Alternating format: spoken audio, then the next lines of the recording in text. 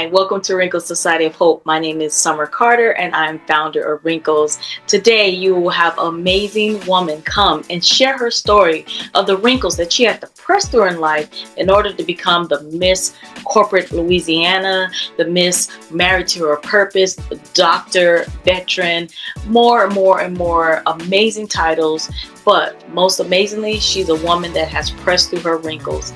And I hope that you continue to follow Wrinkles, hit subscribe, and share this YouTube channel. Hit that notification bell so that you can hear about the new interviews as they come. And I would love to do an interview with you.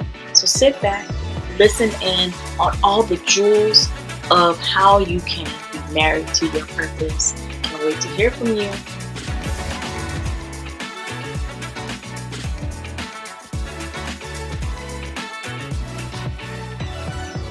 She has been exploding out in the world, just doing amazing things. And I've been wanting her to come and share with the Wrinkles family. So I'm going to let her introduce herself to the Wrinkles family. Well, first of all, thank you, Summer, for the opportunity to be on the Wrinkles program and interview and podcast and whatever else it's going to be, because it's blowing up. But thank you seriously for allowing me some time to just kind of have a conversation with you today. And as she said, I'm Dr. Serelda Herbin, the founder and CEO of Coaching That Cares and the Married to My Purpose platform. And I think we'll get into some other stuff as we get a chance to talk. Yes, we will. But first of all, let's talk about it, because we met at the greatest school in the world, at the greatest HBCU in the world, and in the greatest world fame band in the world, the Grambling State University. Am I right? All of that. All place of that. Where everybody is somebody. Right. That's where we met. She impressed me from day one. I looked up to her. I don't even know if I ever told her that, but as soon as I was the scary one from Arizona, didn't know nothing about the South, and she came in with fire. I saw her. She was just in leadership from the beginning, right? Because drill sergeant or sergeant, what was your position when drill sergeant? Yep, drill sergeant. Yeah, drill sergeant. I got there and just running the show and didn't have no fear. So definitely. And also then I joined the organization she was already in, the greatest women in the world, Sigma Alpha Iota, International Music Fraternity for Women. Yes. Where she blessed us all and continue to bless us with her voice. I can't even touch her voice, but I hummed a little bit and got in. So that's how you hummed a lot. a lot.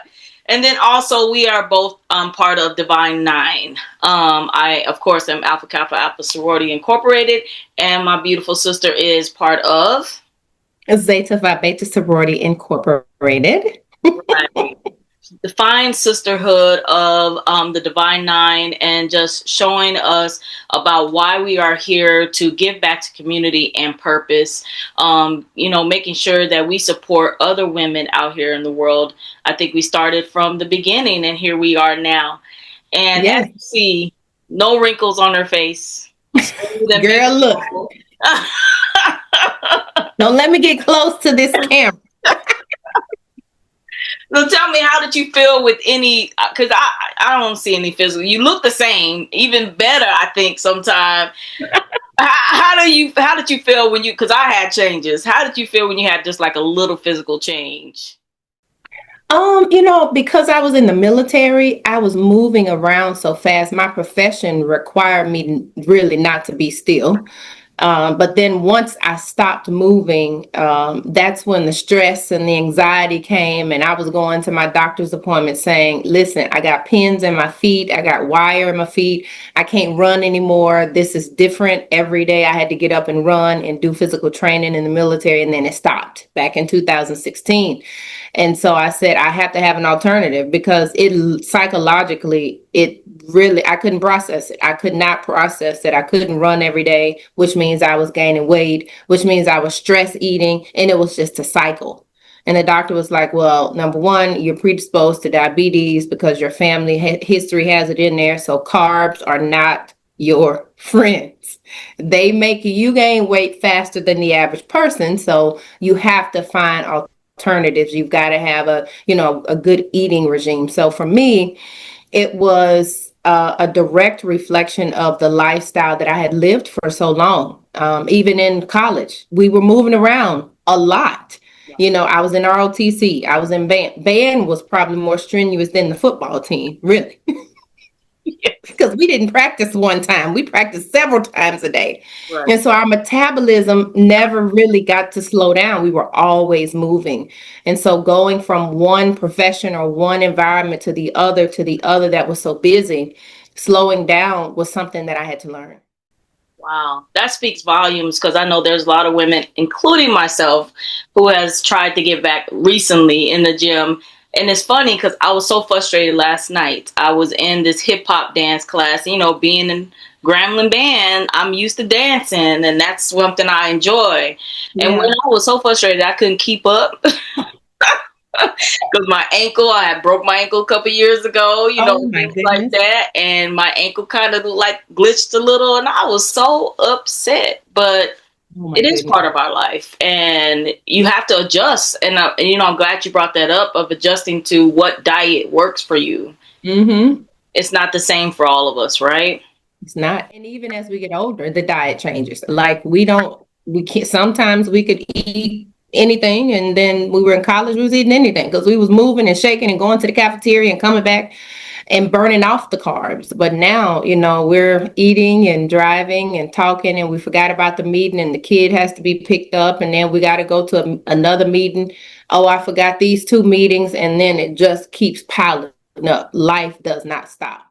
So yeah, it's absolutely important to have that balance. No, it's so true. It's so true. And I didn't speak on, thank you so much for your service as a veteran. Now, how many years did you serve and what was your branch of service? So my branch of service was Army, and I served for 17 and a half years. I actually did an early retirement. And so I retired in 2016 at 40 years old, pretty young. Yes. And so now I have been serving about 10 years on the government civilian side. So it's been rewarding so far.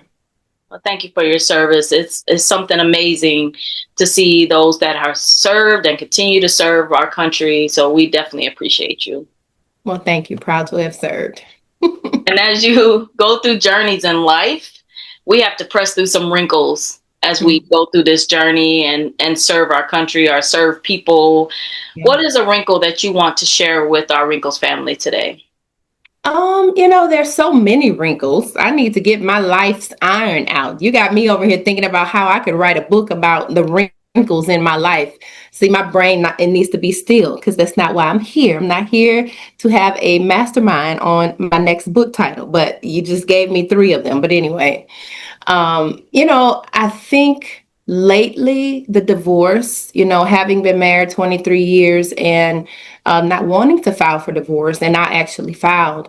And so divorced last year, and it was a complete jolt. It was a jolt because I couldn't process it for a while, that I was getting a divorce. I couldn't process it that I had filed. So the day that I filed, I'm crying out and fasting for about a week and, asking God, like, what in the world? I said, my marriage was my purpose. Like, this is what I was called to do. What is did I screw up my kids' lives? Did I screw up my life? Did I screw up, my ex-husband's life? And he said, no, because your marriage was not your purpose. You made your marriage a purpose and you made your husband your God and you forgot about me.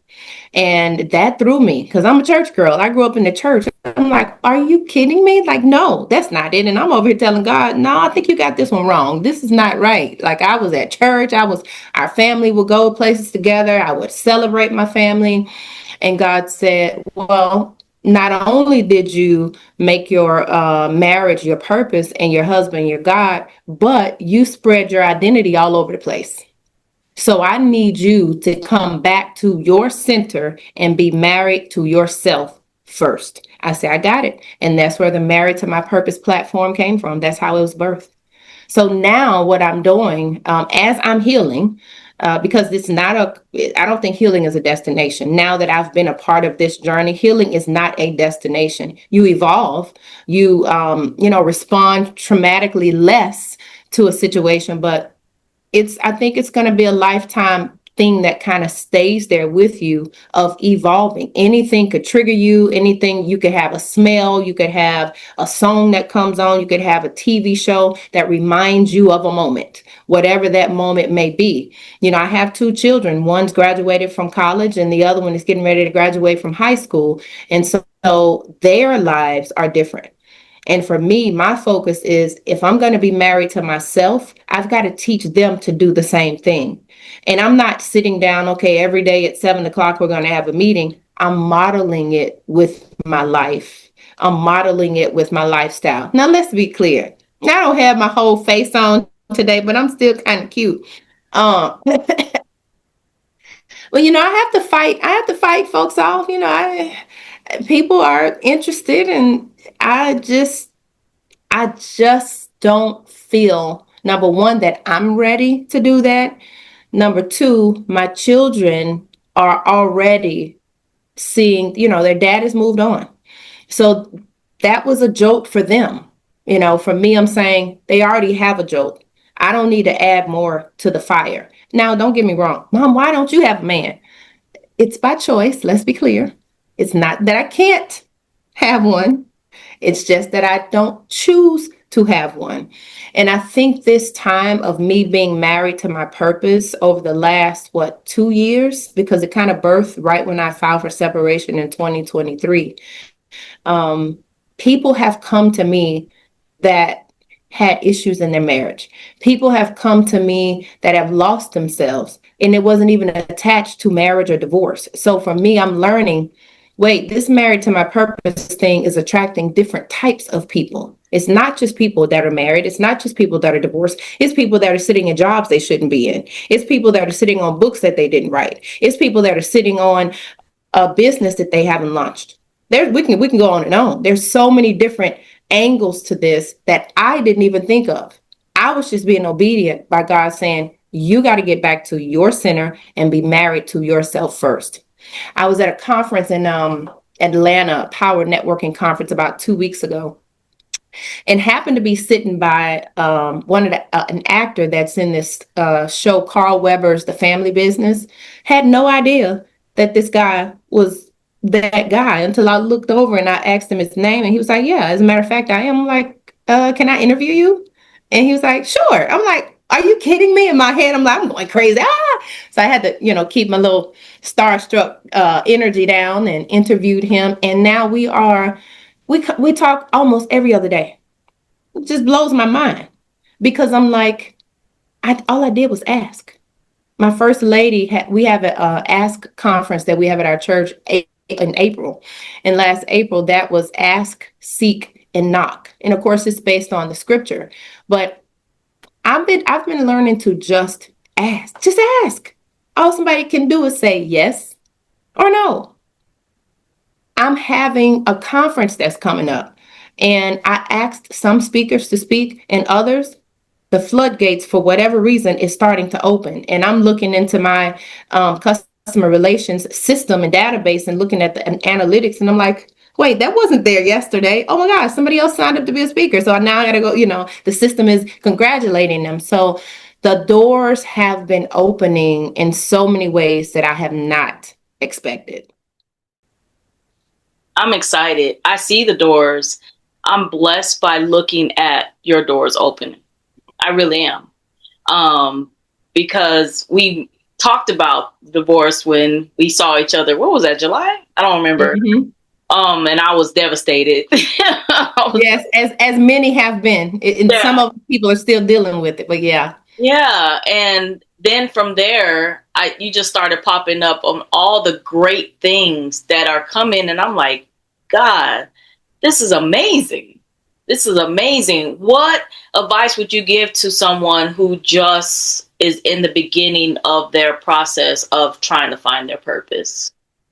I would say start where you are, do what you can, and use what you got. Because purpose is an inner work. We start looking on the outside. We start going to the bookstores, buying books. We start paying thousands and hundreds of dollars for conferences because we're going to go sit in somebody else's conference and we don't even understand the conference. I mean, don't get me wrong. I'm hosting one, but mine is about that. I know that everybody's purpose is not the same. I can't tell anybody what their purpose is. I can help them cultivate and figure out the attributes that they carry, but they're going to have to make that ultimate decision. What are you good at? What are you not good at? What are the things that irritate you? What are the things that excite you? What are the things that make you tear up when you talk about it?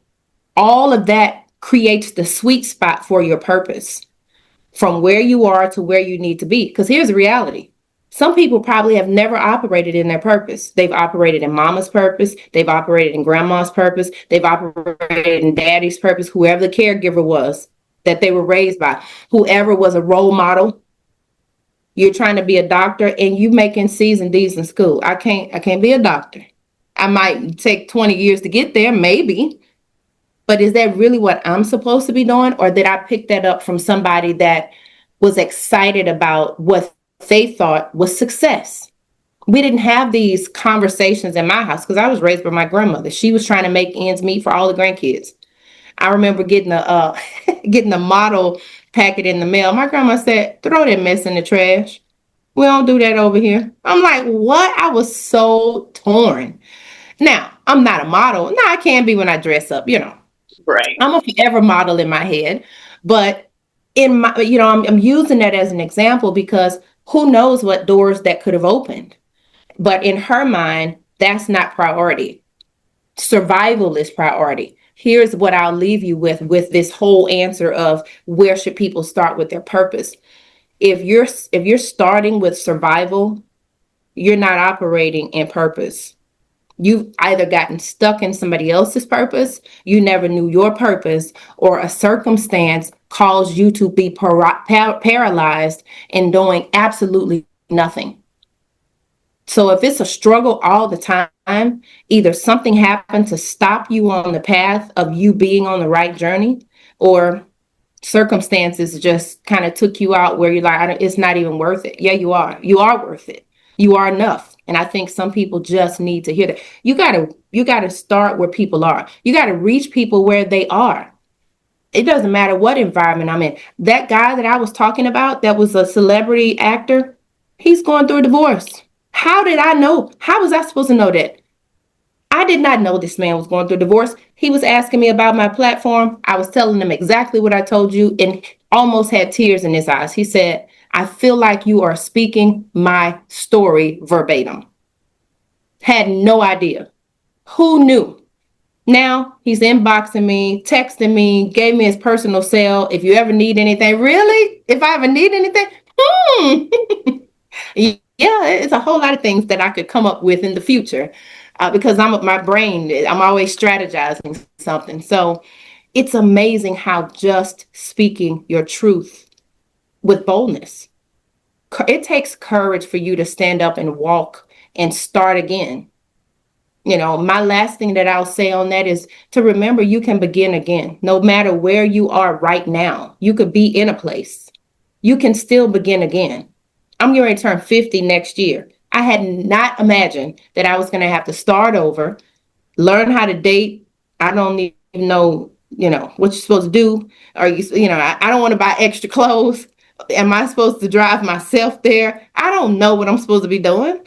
Yeah. So life has a way of being the classroom that gives us tests that we are not prepared for, and we can't schedule to study for them. And that's what, to me, that purpose journey is all about. You don't know what test you're going to get from day to day. You're probably going to get one. Either you're going to pass it or you're going to navigate around it and try to avoid it, which is only thing that's going to do is bring it right back to you. You're going to have to go through it. So, yeah. Yes, I love it. Definitely. And as we move toward our purpose, let's say right now you got a t-shirt made. What would that t-shirt say today? Unbothered. I would say unbothered because it reminds me that the times where I was having severe panic attacks that kind of took the form of strokes, it reminds me that when I fell over on my daughter and I didn't have a pulse for 25 minutes in my living room floor from a severe panic attack that looked like a stroke, I have to learn to be unbothered. I'm a giver and I'm a server. I will help anybody. The problem with that is I'm a giver and I'm a server, and I'll help anybody. And givers are going to continue to give, servers are going to continue to serve, and takers are going to continue to take. I can't protect myself from the taker if the taker is stronger than my serving and my giving. There has to be a balance. And I had to learn that the hard way, even in my own family. Speak on that. There's so many people out here that do that, and that their hands just out and there's nothing in there until they're depleted. So many people. Yeah. That is so true. Absolutely. And we're putting ourselves in our own prison. Like we're sitting in our own mental prison with the key in our hand. What are you got the key. Why are you sitting there like, I don't know what to do? There is an opening. You got the key. You can reach around and open the door. But some of us are like, no, I'm not ready. Yeah. We won't admit we're not ready, but I'm sick today. I don't feel like, and my head hurt. So we have to understand we've got the key. We may be too weak to reach around. If somebody's there, use your lifelines, use your friends, use your support system, prayer, fasting, all of those things. So there is always a way of escape from something that you're going through. And as you've been going through and through things, but you have been growing things as well. Can you talk about all the great things that are coming, the things that are here, like your amazing book that I've been reading? Which one? Well, you speak about all of them then. Married to My Purpose is what I've been. She's like Married to My Purpose. Right. Okay. So that one, believe it or not, my ex-husband and I actually wrote a book together when we were at our 18-year mark. And he wrote 9 chapters. I wrote 9 chapters.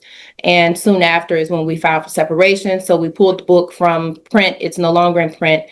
But his intellectual property was his 9 chapters. My intellectual property, they were my 9 chapters. So I took my 9 chapters. I'm like, I got to do something with the rest of this book. I'm not about to sit here and pull it from print and do nothing with this. I converted my 9 chapters into the Married to My Purpose book. I repurposed it. It doesn't specifically, if you're reading it, you could see, and there's other people in the book as well that are co-authors. You can't really tell, unless you know me, you probably know that the book is kind of sort of about my marriage. But if you don't know me, because there are other authors in there, you really can't tell which person the marriage is talking about.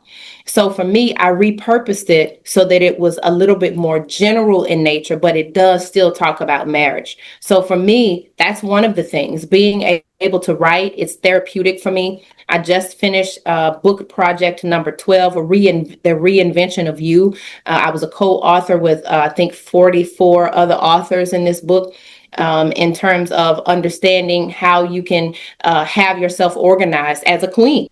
Not a beauty queen, not a, competition queen, but just a queen from the inside out. So that's book number 12. I'm working on a few other projects, but I just recently finished book Clients that both made bestseller. One made bestseller in less than 12 hours, which was a couple of days ago. And he was so shocked. He said, I just wanted to write a book about veterans and advocating for them who didn't have a voice. He said, I didn't even think about being a bestseller until I met you. And so for me, I understand that this platform that I'm getting ready to release, this mastermind that I'm getting ready to release at the conference in February, the Purpose Midwife, I didn't come up with it, just like I didn't come up with Married to My Purpose. God said, go study it. So I go study, obviously, purpose, and then midwife. I put them together. I'm like, this is a person that helps people push. That's simply what it is. A midwife is designed to help people push.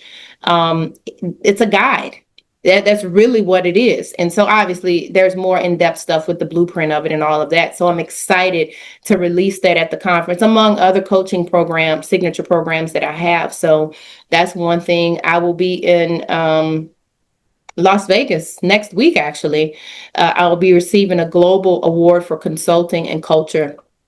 And I'm looking forward to that. That's definitely an honor. I think only 33 people out of, I think they said they get hundreds of packets, only 33 are chosen. So that's absolutely an honor to get a global award in that respect.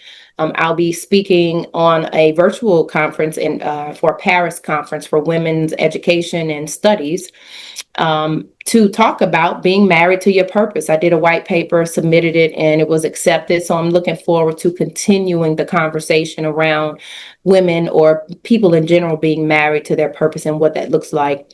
February, I'll be going to Super Bowl Media Week, where I get a chance to interview the players on the field, go to the celebrity galas, get a lot of footage. I never expected, I'm not a mass communications major at all. So being here and talking about this stuff is like, I was not that person. But, I tell people all the time, your talents are time released. You don't know all of the things that are inside of you until you get to that season. And so here I am in the season, and I get the opportunity to go to the Super Bowl. I'll be on a cruise, a Norwegian cruise in April. I'll be a keynote speaker there. Probably, I think it's over 2,000 people that are going to be in the space to hear us speak. So that's another opportunity. And of course, my conference is February 20th and 21st in Woodbridge, Virginia. So that's just a few, because things are still unfolding.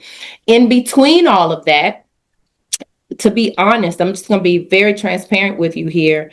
This gives a really good example of just operating in your purpose. I didn't want to be a book publishing coach anymore. Okay. So I'm in this business cohort with my business coach for a year. Started it in August. Teaches me from start to scratch, all things business, all things how you're going to continue to scale and generate revenue. And I said to him, sir, I think I'm just going to stop doing the book publishing coaching stuff, and then I'm going to focus over here. He was like, why? It's generating income. It's generating revenue. Why would you stop doing something that comes so easily to you and people can see almost instant benefits or a return on investment? It's a mutually beneficial thing. It doesn't require you effort, and you're learning more and more, especially with AI. Don't even get me started with AI. But the systems of AI allow you to do things faster and more efficiencies where it's needed, right? Everybody uses AI for everything, but there are some good reasons of why you should use it. So for me, being able to see, wait a minute, I'm going to stop doing something that I know I'm purposed to do, even though I didn't want to be purposed to do it. We do that. We will talk ourselves out of our own purpose and then be over here trying to figure out why we're uncomfortable, because you got out of place. You're misaligned. So that's something that I also wanted to share, to the audience. Just remember, you may have some things that you're good at. Don't ignore them because they seem small. Don't ignore them because it's onesies and twosies of people that you're, affecting or impacting, because that one person is going to share it with their group and that other person is going to share it with their group, and it just continues to spread. And that's what's been happening. The consistency in my posting, the consistency in my content, what I'm putting out. And like I told somebody the other day, when I'm posting stuff, it's coming from the inside out. If I have a thought, if I'm processing something, I just literally type it in, put it together, put a picture around it, and post it. And people are impacted by that in a very positive way. We underestimate simplicity. It's not that hard. I'm impacted by it. That's for sure. I'm telling you, I am. I'm not saying it just because you're here. I am. And I'm thankful for it. I really am. I'm thankful for you. I'm thankful for everything that you're doing. I really am. I am. Thank you. I appreciate you sharing that. Yes. So how can someone get in touch with you, or just follow you? What things should they follow you on? What platforms? Sure. So the conference website is married, the number two, mypurpose.com/main page. And then I am on Instagram. I'm on TikTok. I'm on Facebook. And I don't think I'm on Twitter. And I'm on LinkedIn. So it's either Dr. Serelda Herbin or Coaching That Cares. So I am on all of the platforms. You can check me out. If you see a lady with a lot of pink on, or silver, or white, or purple, or any other color, that's probably me. But right now, the conference marketing is very heavy. We are pulling people in and making sure that we're creating a community so that people understand what we're doing. I think sometimes with conferences, now, if you're a billionaire, you just throw money at marketing and you walk away. When you are a small business, you have to do a lot of the churning initially to get to that point, right? So for us, we are spending that time building and nurturing a community so people understand, what does this even mean? And some people say, well, I'm not married, this doesn't apply to me. Well, yeah, you are. Everybody is married. If you have a purpose and if you're alive, you're married. You may not be married to a person, but you are in fact married. Well, I love it. Well, you see these links coming across. Make sure you follow. Make sure you get the book.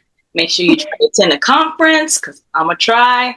And also just continue to follow, because her page will also be on wrinklesocietyofhope.org.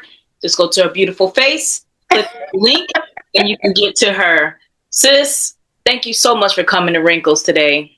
Absolutely. It was an absolute pleasure. Thank you, Summer, for giving me a little time to come on your show. I don't take that lightly, because people are very particular about their platforms.